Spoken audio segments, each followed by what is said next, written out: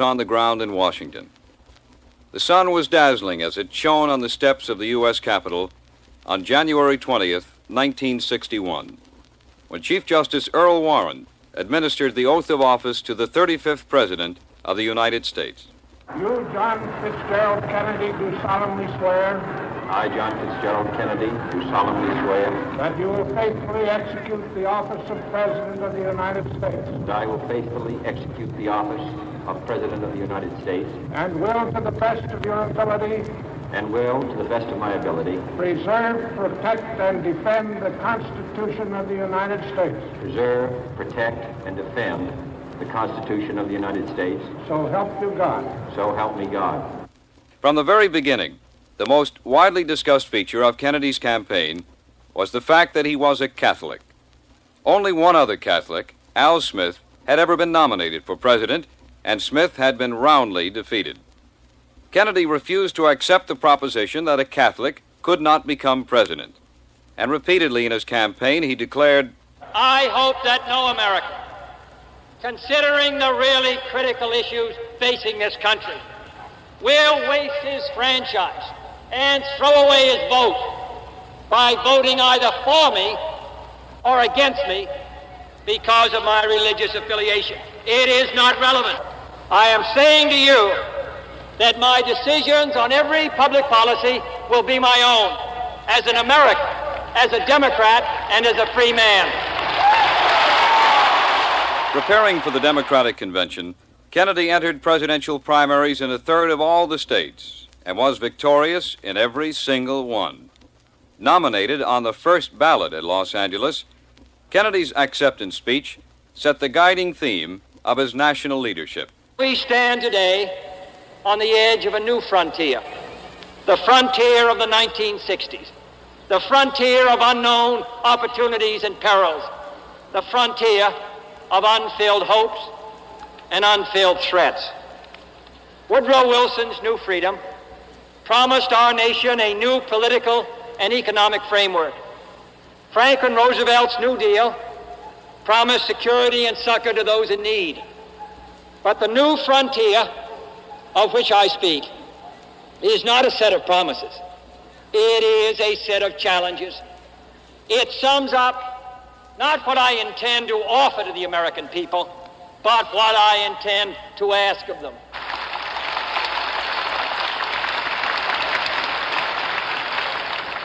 It appeals to our pride, not our security.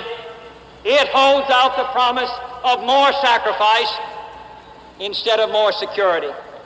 The new frontier is here, whether we seek it or not. Beyond that frontier are uncharted areas of science and space, unsolved problems of peace and war, unconquered province of ignorance and prejudice, unanswered questions of poverty and surplus. It would be easier to shrink from that new frontier, to look to the safe mediocrity of the past, to be lulled by good intentions and high rhetoric, and those who prefer that course should not vote for me or the Democratic Party.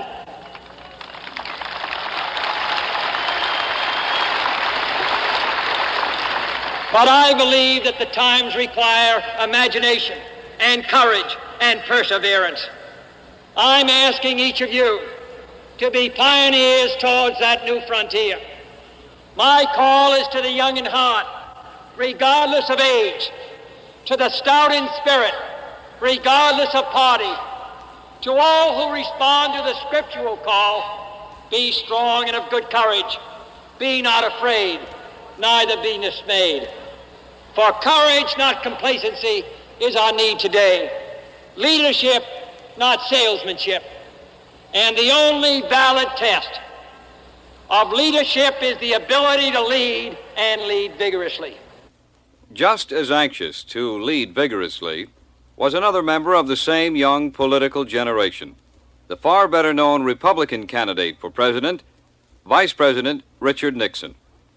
Nixon was originally considered a slight favorite in the race, but in the summer of 1960, the Eisenhower administration, and hence Nixon, lost considerable prestige as a result of the U-2 incident and a sudden rise in Cold War tension. The Republican administration was also damaged politically by a business recession, which Kennedy suggested he could do more about than Nixon. But perhaps the most decisive factor in providing Kennedy with his margin for victory was the development of an altogether new factor in American political campaigns: the broadcast debate. In 5 debates with Nixon, heard by the biggest radio-TV audiences in history, Kennedy displayed a detailed grasp of national and foreign affairs, of personal self-confidence, and a quick wit under fire which gave him a decided advantage. As in the touch football exercises, which he and his family later made a part of the presidential image, Kennedy the campaigner was the very image of the man in motion, summoning a nation into motion. Said Kennedy in the first of the great debates, The question before us all, that faces all Republicans and all Democrats, is, can freedom in the next generation conquer, or are the communists going to be successful? That's the great issue. And if we meet our responsibilities, I think freedom will conquer. If we fail to move ahead, if we fail to develop sufficient military and economic and social strength here in this country, then I think that the tide could begin to run against us. And I don't want historians 10 years from now to say, these were the years when the tide ran out for the United States. I want them to say, these were the years when the tide came in. These were the years when the United States started to move again. That's the question before the American people, and only you can decide what you want this country to be, what you want to do with the future. I think we're ready to move. In the latter days of the campaign, an extremely active effort by President Eisenhower appeared to have brought fresh life to the Nixon campaign. But on Election Day, the nation chose Kennedy. He was chosen by one of the smallest popular vote margins in history, and in the Electoral College by the second smallest margin in this century. Nevertheless, on January 20th, 1961, President Kennedy was inaugurated in an almost universal spirit of national goodwill and high expectations. This was the occasion for perhaps the most inspiring and best remembered of all the speeches of John F. Kennedy. Here in its entirety, the inaugural address. We observe today not a victory of party, but a celebration of freedom, symbolizing an end as well as a beginning, signifying renewal as well as change. For I have sworn before you and Almighty God the same solemn oath our forebears prescribed nearly a century and 3/4 ago. The world is very different now, for man holds in his mortal hands the power to abolish all forms of human poverty and all forms of human life. And yet the same revolutionary beliefs for which our forebears fought are still at issue around the globe. The belief that the rights of man come not from the generosity of the state, but from the hand of God. We dare not forget today that we are the heirs of that first revolution. Let the word go forth from this time and place to friend and foe alike that the torch has been passed to a new generation of Americans born in this century, tempered by war, disciplined by a hard and bitter peace, proud of our ancient heritage, and unwilling to witness or permit the slow undoing of those human rights to which this nation has always been committed and to which we are committed today at home and around the world.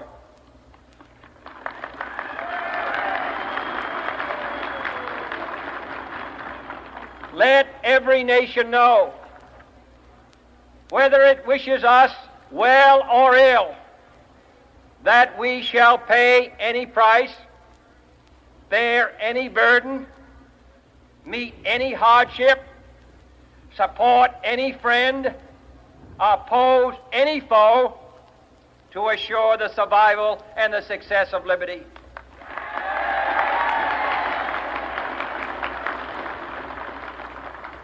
this much we pledge and more. To those old allies whose cultural and spiritual origins we share, we pledge the loyalty of faithful friends. United, there is little we cannot do in a host of cooperative ventures.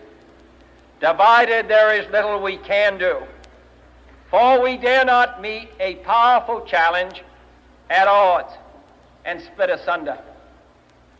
To those new states whom we welcome to the ranks of the free, we pledge our word that one form of colonial control shall not have passed away merely to be replaced by a far more iron tyranny. We shall not always expect to find them supporting our view, but we shall always hope to find them strongly supporting their own freedom, and to remember that in the past, those who foolishly sought power by riding the back of the tiger ended up inside.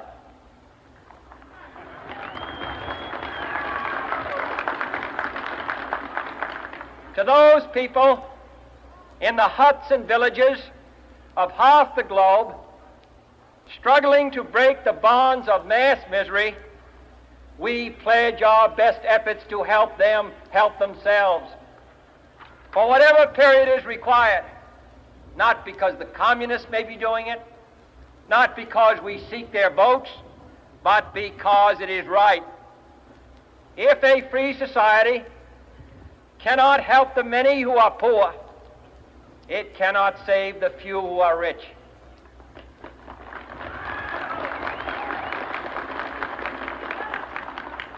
To our sister republics south of our border, we offer a special pledge to convert our good words into good deeds, in a new alliance for progress, to assist free men and free governments in casting off the chains of poverty.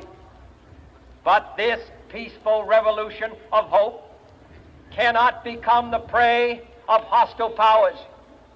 Let all our neighbors know that we shall join with them to oppose aggression or subversion anywhere in the Americas. And let every other power know that this hemisphere intends to remain the master of its own house.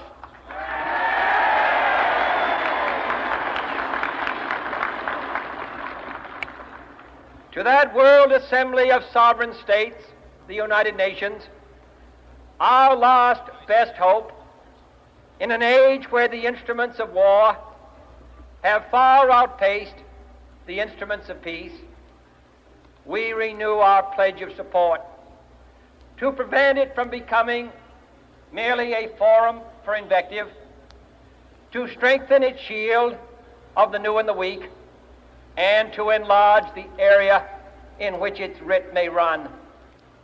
Finally, to those nations who would make themselves our adversary, we offer not a pledge, but a request that both sides begin anew the quest for peace. Before the dark powers of destruction, unleashed by science, engulf all humanity in planned or accidental self-destruction, we dare not tempt them with weakness, for only when our arms are sufficient beyond doubt can we be certain beyond doubt that they will never be employed. But neither can two great and powerful groups of nations take comfort from our present course, both sides overburdened by the cost of modern weapons, both rightly alarmed by the steady spread of the deadly atom, yet both racing to alter that uncertain balance of terror that stays the hand of mankind's final war. So let us begin anew, remembering on both sides that civility is not a sign of weakness, and sincerity is always subject to proof. Let us never negotiate out of fear, but let us never fear to negotiate.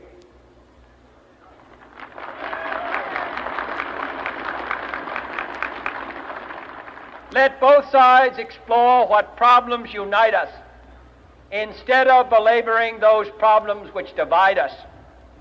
Let both sides, for the first time, formulate serious and precise proposals for the inspection and control of arms, and bring the absolute power to destroy other nations under the absolute control of all nations.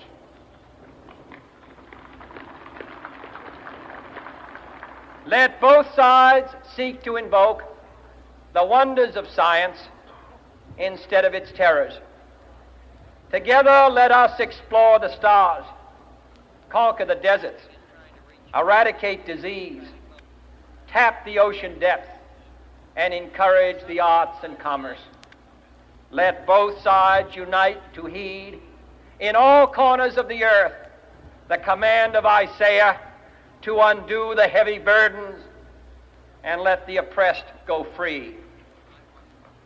And if a beachhead of cooperation may push back the jungle of suspicion, let both sides join in creating a new endeavor, not a new balance of power, but a new world of law, where the strong are just and the weak secure and the peace preserved.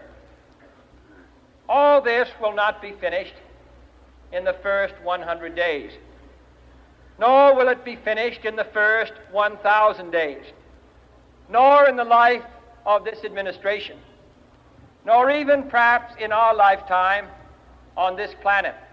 But let us begin.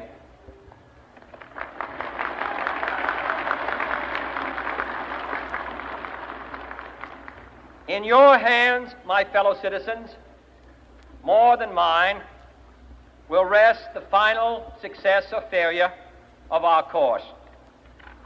Since this country was founded, each generation of Americans has been summoned to give testimony to its national loyalty. The graves of young Americans who answered the call to service surround the globe.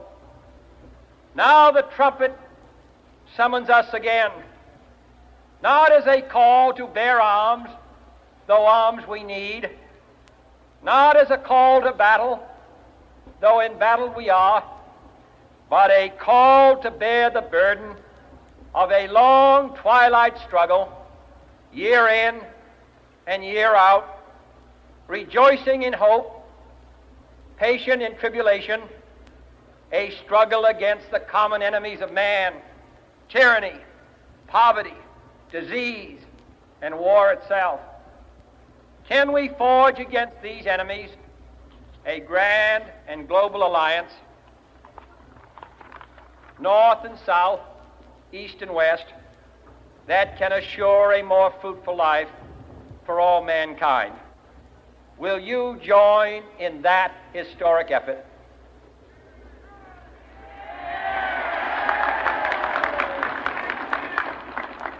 In the long history of the world, only a few generations have been granted the role of defending freedom in its hour of maximum danger. I do not shrink from this responsibility. I welcome it.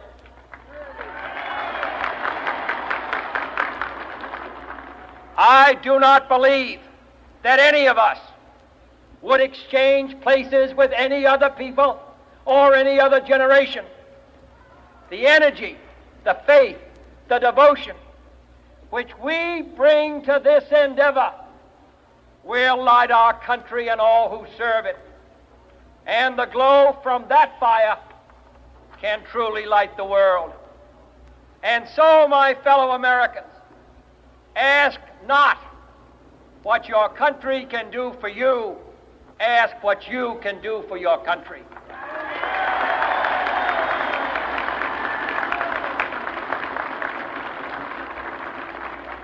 My fellow citizens of the world, ask not what America will do for you, but what together we can do for the freedom of man.